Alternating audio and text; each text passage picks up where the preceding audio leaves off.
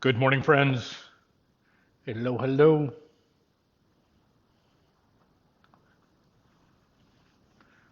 How are you this morning? I pray you are well.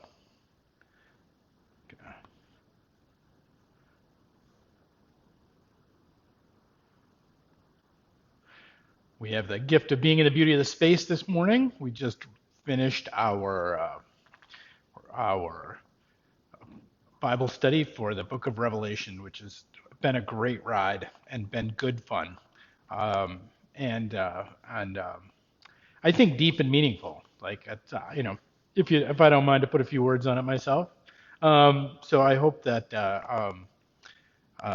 and it's in part what I want to talk about today. But it's a joy to be in this space because our usual meeting space is being renovated right now. So we got to meet in the sanctuary in this place, and it's a great gift. So will I see a person or two coming finding their way here? We will get going.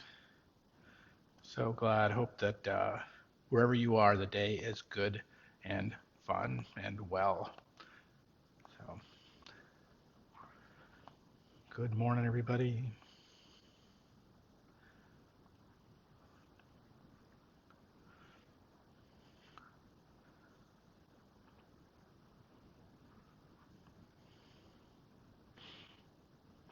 Hey, John, good morning to you. Glad you're here. Hope you're doing all right. Jennifer, I hope that little guy is doing great. Um, hope you're well as also. Hi, Jane. Good morning. So glad you just popped in, even if you can't be here for the whole time. It is a great wonder to see you. Hey, good morning, Jennifer. Great. I'm so glad you're here. So, so, so glad you're here. So, all right, friends, let's get going this morning, and we can uh, to. So there is this in the Gospel of John. There's this moment in which Jesus spends some time by a well. He talks with a woman, the woman at the well, which who is. And it really, it's this coded kind of scandalous encounter. It's like, because here he is, a Judean man speaking to a Samaritan woman, unaccompanied without a family member, and she, a woman of a colored past. Mm-hmm. Winks as good as a nod. You know what I mean? You know what I mean? So and that this day, and then the disciples roll up on their conversation, and they are horrified that she might be standing there with them on this day, with her on this day. Here this respectable rabbi might be speaking to this unseemly woman, most unseemly. And so, he actually sends them out, he gives them some busy work to do. Actually, is what the response is that he actually sends them out in order to kind of finish up and continue this conversation. He sends them out to get some food, and so he wraps up the conversation, leaves, and then they left the city and they're on their way out. And the disciples at this point have returned with the food, and now they're moving together, decide to say, Rabbi, eat something. And this is where the text picks up. It says, meanwhile, the disciples were urging him, Rabbi, eat something. But he said to them, I have food to eat that you do not know about. So the disciples said to one another, surely nobody's brought him any food. And Jesus said to them, my food is to do the will of him who sent me and to complete his work. Do you not say 4 months from more and then comes the harvest? But I tell you, look around you and see how the fields are ripe for harvesting. The reaper has already receiving his wages and is gathering fruit for eternal life, so that the sower and the reaper may rejoice together. Good morning, everybody, on this 11:11, where we talk about the story of John from the fourth chapter of John. This moment when Jesus is being heckled by those who have his disciples, who've been all judgy about his encounter with the woman at the well, and decide to say that you need to keep your strength up. So he says to them,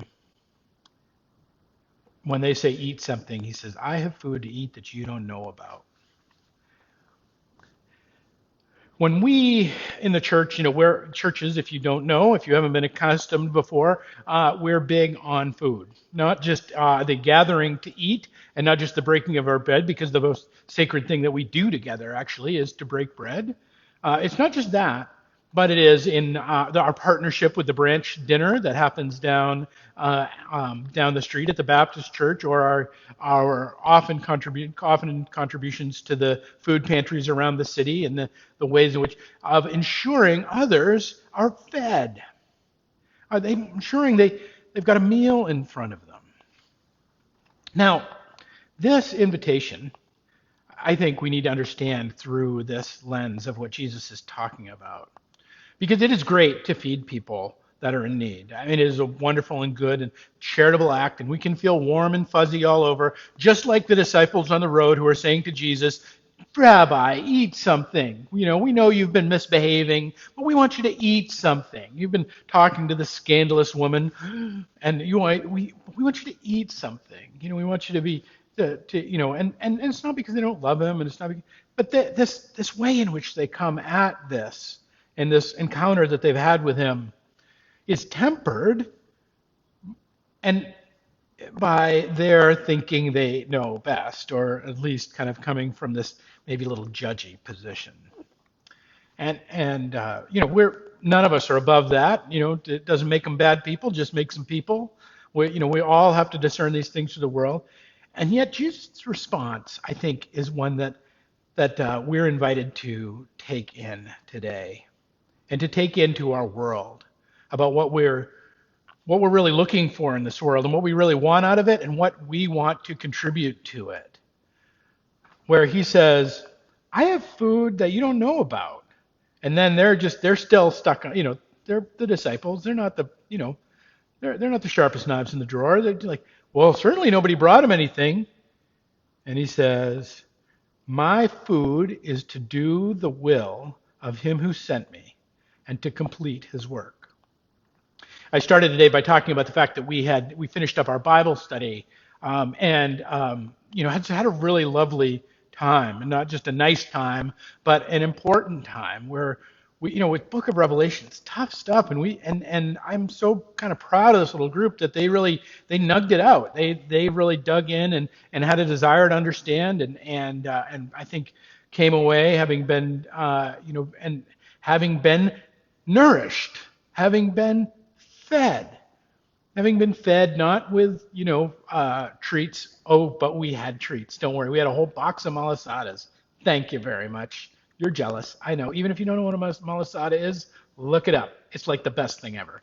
Anyway, I'll put them up against Robin Carden's Paxis any day, or Punchkis any day. They're the Portuguese version of an elephant ear. They're fantastic.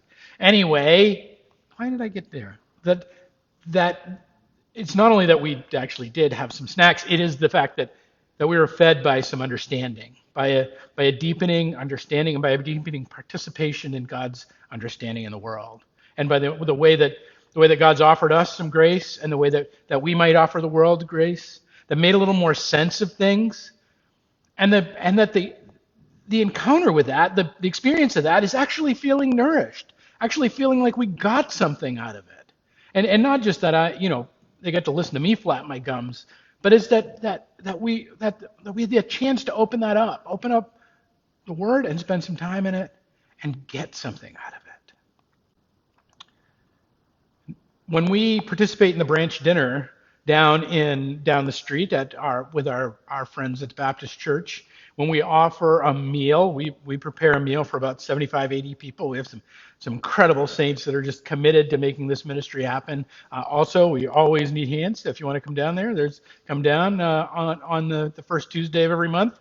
You too can experience the fun of it. To have a chance that we gather together, prepare a meal, and then bring that meal down to a community in need and serve it to that community. What I always remind us of, and what I seek to always remind us of anyway, is that this isn't about putting more calories in somebody's diet. That the reason we're serving this physical food is not so people may, are sure that they have a meal. It is America. Rarely are there people that are actually, without, so depleted that they're going to die without the next meal. There's numerous opportunities for things around. But what people die of every day is a lack of affection. What people die of every day is a lack of hope. What people die of every day is a lack of connection. I mean, if we wonder about that, the rates of people taking their own lives are at some all-time highs lately. They're not dying because they don't have enough hamburger helper in the cupboards. They're dying because they don't have enough connection. They're not being fed by other human beings. There's a way in which and it's not that the world is failing them or other people are failing them. That's not what I'm saying. It's that they can't take that in. It's almost that even though it might be right in front of them, they can't take it in. And we prepare these meals for the opportunity to offer people hope, the opportunity to offer people to eat, to offer the opportunity to eat of stuff that is not of this world, but to have a smile and to enjoy and to genuinely be with people and enjoy them and see how they're doing and check in with this community once a month and to spend time with them and that yes, the vehicle for that is a styrofoam plate and a cup, and so that the without the vehicle it doesn't happen. It's not to say it's unimportant, but it is to say, just like the disciples on the road, the end point is not that Jesus gets his 2,000 calories a day. The end point is that we are fed like Jesus. We are fed with the bread of heaven. We are fed with human connection. We are fed reaching across the boundaries of all the scandalous things of the world, or across all the brokenness of the world, or all the things that are supposed to keep us away, all the empire of the world. We spent a lot of time in Revelation talking about that. All of the excesses of violence, the excesses of economy, all of those things that would and again, these things that keep us from the face to face, from the heart to heart, from the love to love, from the person to person connection that is the very bread of heaven. That is the stuff that is what Jesus says, my food is to do the will of him who sent me and to complete his work. Friends, that's true for us too. Our food, I mean, the stuff that really nourishes us. I'm not talking about the malasadas, no matter how good they may be. No, I'm talking about the connections of our lives, the covenant of our lives, which we're responsible in church here to build with each other. I'm talking about the beauty of our lives when we encounter music, when we encounter the people that we love, and when we share those things together, when we encounter all those things, when we spend time breaking the rules, breaking the law over and being a part of the lives of those and sharing the trail with those who may be most in need, or maybe most separated, or maybe most broken, or maybe most apart.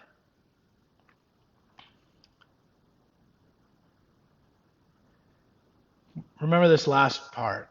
Jesus says, "Do you not say 4 months more, and then the harvest comes?" So he's talking about the season. He's talking about we're about to have this moment in which the harvest comes. He says, "Do you not say this? But I say," it's a great Jesus line. "But I say, look around you and see that the fields are ripe for harvesting. The reaper is already receiving its wages and gathering fruit for eternal life." Friends, harvest today. Eat up. Okay. Make a beautiful meal of spiritual things, whether it is the connection with God that we find in spending time in Bible, or the connection with one another we find in seeing Jesus' face in somebody that we need to reconcile with. We need to feast at their table. We need to make things better with, whether it is or just the joy of calling somebody and checking on them that you haven't heard in a while, and that you can offer grace and peace and love to. Whatever it is, eat up. Eat up. Not in the demanding way of the world that the disciples seem to bring forward, but in the Jesus way of letting the connections, the beauty, the love unfold right where you are and right where you find it. And that hope may run freely, that joy may abound, that grace upon grace may come in the midst of your covenantal relationships that you have with those people around you. I'm thankful that each one of you are here, because every little one of your little digital faces is as weak and as poor an imitation as it may be to your real face, reminds me of the fact that we journey together, and that we too offer one our workers in the field. We are bountiful in the harvest of the chance to love the world and love one another in it. The chance to open ourselves and up and to feed the world. Not with malasadas and breadsticks or meals prepared. I mean, those are important things too. But to feed the world with the love that God has bestowed upon us, so that we might bestow it to the world. To open our own being and to find the connection that is beyond this world, and that is the will of the one who sent us. All right, friends, that's my hope for you today. I'm so glad you're a part of this journey and you're here. I want to see who else. Hey, Donna, you came in. Audrey, you made it. It's as if I just saw you. Vicky, hey, you're here too. That's awesome. You just made it. Robert, I'm so glad you're with us. I hope you're having a great day. I hope there's blessing to you.